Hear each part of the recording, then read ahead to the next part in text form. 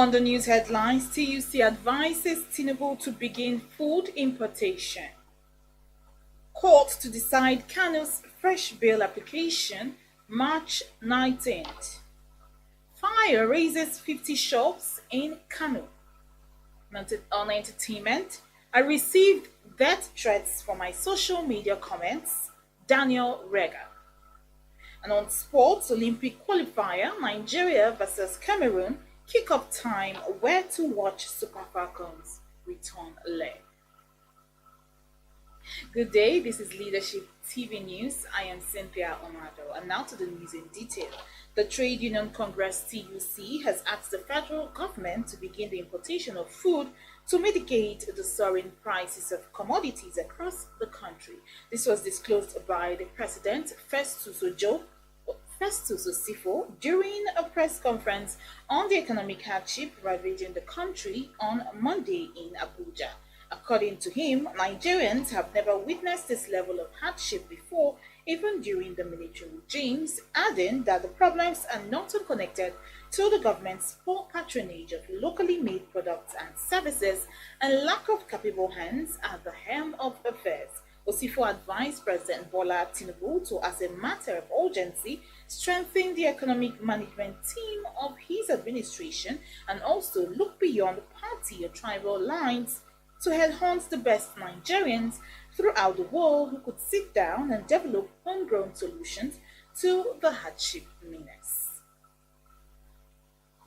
Ahead of the planned two-day nationwide protest by the Nigerian Labour Congress, NLC, and other affiliates over the current economic hardship in the country, the Delta State Commissioner of Police, Abaniwanda Olufemi, has put all tactical units of the State Police Command on red alert to forestall any possible breakdown of law and order.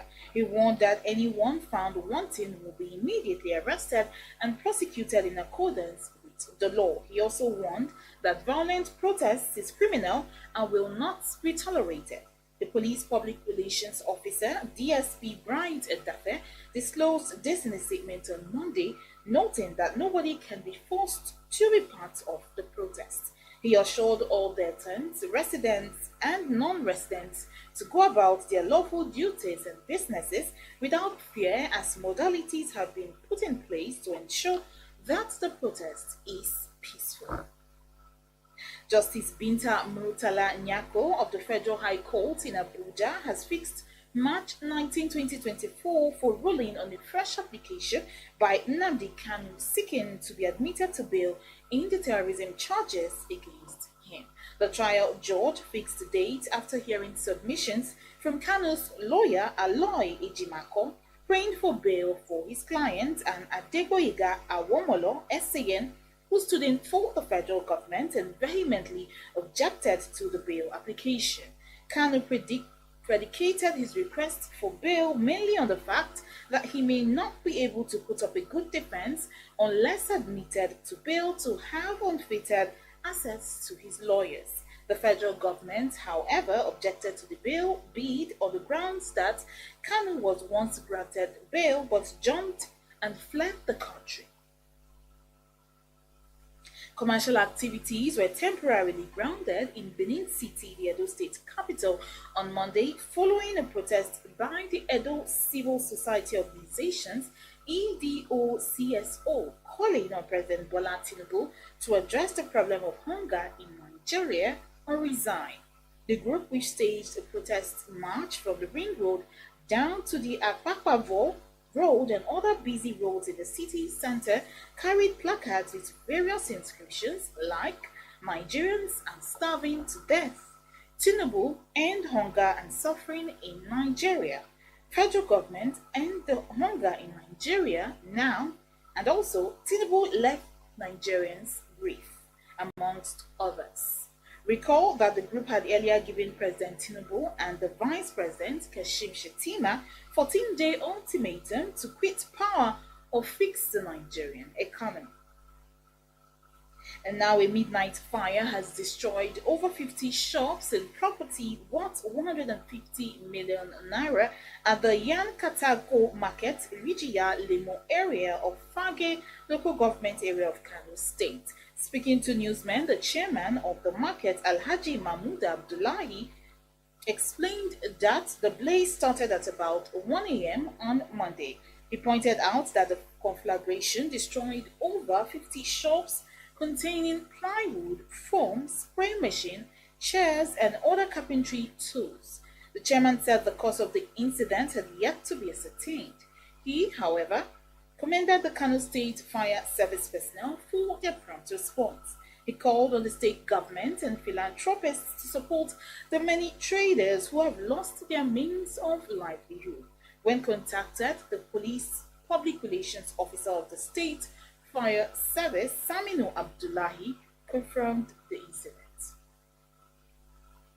And now some entertainment news. Popular social media commentator Daniel Rega has revealed that he has been receiving death threats for his comments on X. The controversial commentator disclosed this in the latest episode of Channel's television program Rubbing Minds, hosted by Ebuka Obi Uchendu. He said he had to disguise while going out to avoid social media foes identifying him in public and making good the threats. He said, "Whenever I stepped out of the house, I am always on nose mask because I don't know who I am going to meet in public and would be like, finally, I've caught you." I get threats a lot. Of recent, some people told me that they are going to shoot me if they see me in Lagos, Ibadan, or Benin. They even put RIP emojis, some even put guns and axes. It's scary sometimes, but I just pray and ask God for protection. Asked if he considers himself a troll, Rega said, "I am not a troll, definitely not."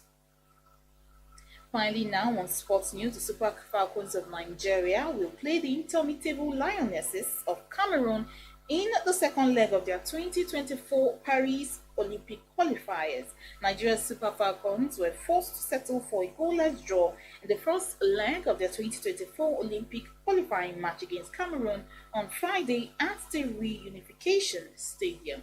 Vanguard reports that coach Randy Waldrum rolled out a strong team that included players such as Asisat Shola, Ashley Plumpe, and Rashidat Ajibade in the starting 11. However, Cameroon made a great start using their home field advantage to keep the Super Falcons at bay.